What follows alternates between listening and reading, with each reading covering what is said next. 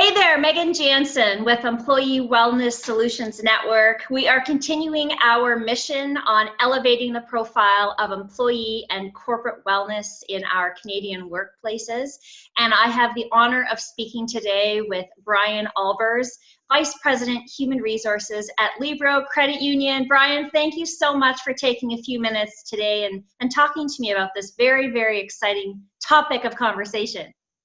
Yes, thank you very much, Megan. It's been, and thank you for the opportunity. We're incredibly passionate about wellness, and so this is just a great chance to further it within, the communities we serve. Awesome, and certainly talking about that support, in terms of leadership support, it can really make or break any company-wide strategy. And I mean, you've been in the people business for a long, long time, and you've been in an executive leadership role for a long time. So in terms of your perspective on how leadership support can really make the difference among shifting this culture, what are your thoughts on that? Yeah, leadership support is absolutely vital. It's paramount, really.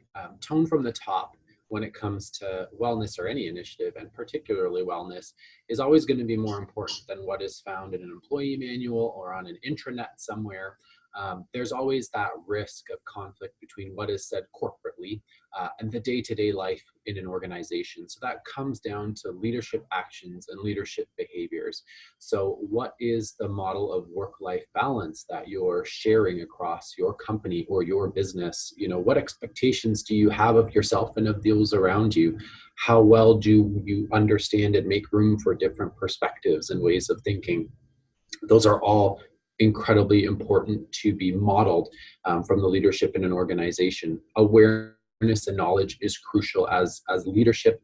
We are tasked with being able to speak confidently and holistically about the offering and the wellness programs that we have.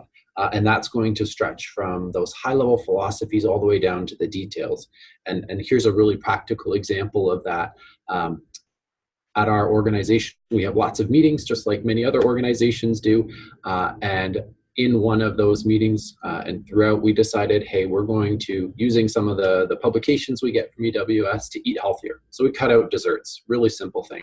And we had a guest come in and just comment on that. There was no desserts. And without skipping a beat, our CEO right away explained, well, why it wasn't there, how it connects to our culture of wellness, and the benefits that we're seeing from it. And so it's not a huge example, but it's a really powerful example of how something like a wellness philosophy needs to be supported by leadership. And just like the devil's in the details, wellness is really in the details of the organization. It really is, and it's interesting over our years working together, seeing how it has fit into the culture of your organization. I mean, just in terms of feedback from communities around Southwestern Ontario around how engaged Libro employees are. And I think that's a true testament to not only the senior leadership support, which you so eloquently suggested and described, but also how people are just really love working. And if we are able to at all help with that continuation of that passion behind your employees, it definitely helps. Which leads me to my next question in terms of, as a human resources professional, how and why is corporate wellness so important in your eyes? Yeah, well, here at Libro, as a member customer organization, our purpose is to grow prosperity here in Southwestern Ontario for the communities we're serving. And we can't do that well without a people-centered, people-centric approach. And that includes the holistic wellness programming and support that EWS provides. So as a leader, I strive to create an environment where people can bring their successful selves, their true selves, and their authentic selves. And a wellness offering is a huge part of that. How do we continually create a healthy environment, a sustainable environment that's going to support you when you're at your best, and most importantly, when maybe you're not at your best? So how do we build that vibrant culture and exceptional employee engagement? Careers, especially here at Libro, are based on individualized coaching, mutual respect and long-term success. And taking that long-term perspective includes the health and wellness of everyone that calls Libro home. And so that culture of wellness is win-win. It allows people to be their authentic selves and helps us as an organization achieve our purpose. Which is a really great segue into that whole culture and engagement focus. And, you know, if we have a healthy culture, and it's really looking at, can we just move the dial or turn the needle just a little bit? And can we do that every year? And in terms of acceptance of wellness as part of your culture, and engagement high, it is definitely, as you say, a win-win. So in terms of, from your perspective, with the whole culture question, because I mean, everybody wants a healthy culture. How can we look to move that dial in our workplaces? Yeah, and as I was just saying, a healthy culture is one where people can bring their true selves to work, their best selves to work. And when you want to connect the work that you do with your purpose, why you exist as an organization, not being able to bring your true self to work is going to impact your ability to do that.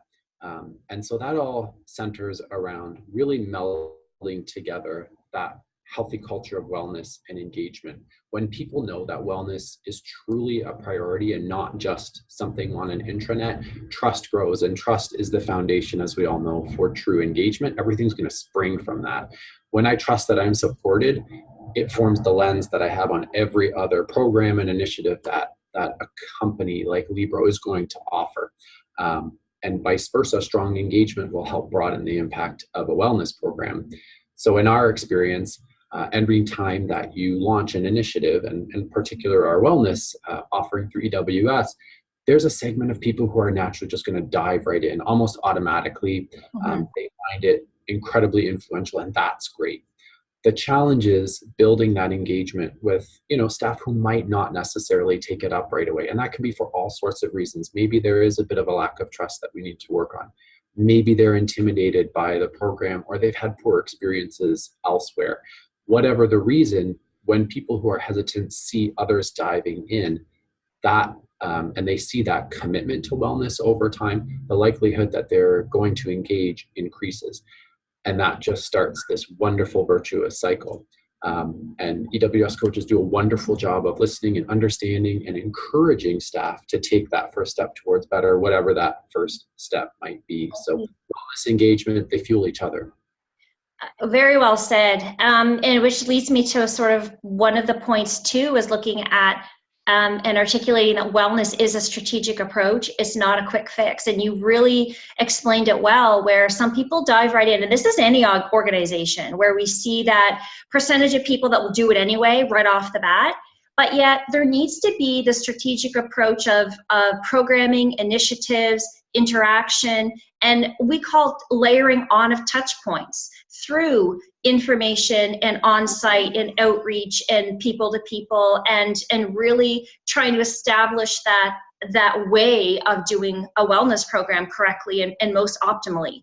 And so that layering on approach can be very beneficial as a strategic move, in hoping that we can pull some of these people in along the way. And as you said, doesn't happen overnight. It is a process, and Libro definitely understands that. Any more you want to add to that point of a strategic approach, not a quick fix? Not a quick fix. Yeah, it is definitely something that you have to think about long term. It's a choice to make as an organization. Often we expect programs and even wellness programs to turn things around in 30 to 90 days, and we quickly understand, I think, the folly of that way of thinking. Organizations don't expect career development plans or succession plans to start churning out well-rounded professionals in 30 to 90 days. Those are intentional strategies that need resourcing, they need appropriate iterations, they need focused design all over time, and wellness is no different.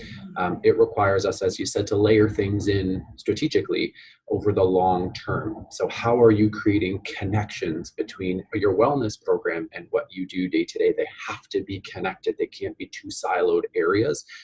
Really simple things. If you have a volunteer program, link it to your wellness. What does it look like within your organization to personalize a wellness offering? Think broadly broadly, do you have quiet spaces if you work in a really active and loud environment?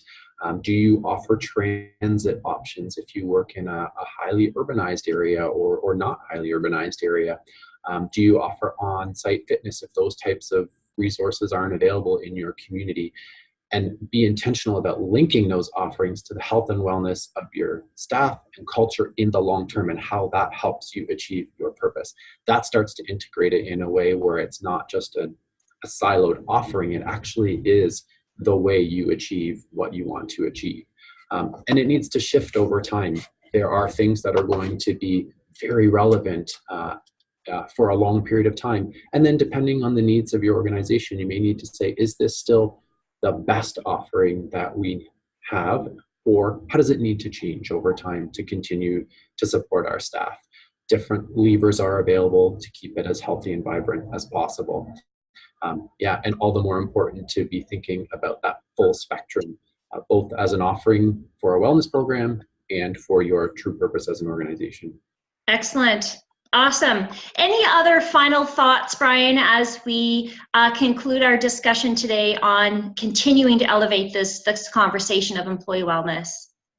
Yeah, and I love to say that wellness often starts with a conversation, and that's where we found, as an organization that has a huge coaching philosophy in terms of taking potential and turning it into success, it really is a conversation, and we've often found that the long-term success is in those ongoing coaching conversations from a career perspective, from a wellness perspective, and the blend of the two. And EWS has done a wonderful job of bringing that coaching philosophy and kind of melding it to Libro's in a way that's truly unique. So thank you so much, Brian. It's a real pleasure to work with you and your team every day. And thank you so much for sharing your professional insights around this very exciting topic as we continue to elevate the profile of employee and corporate wellness in Canada. We want healthy workplaces, and definitely Libro is a great example of that. Congratulations, and thank you so, so much. thank you, Megan.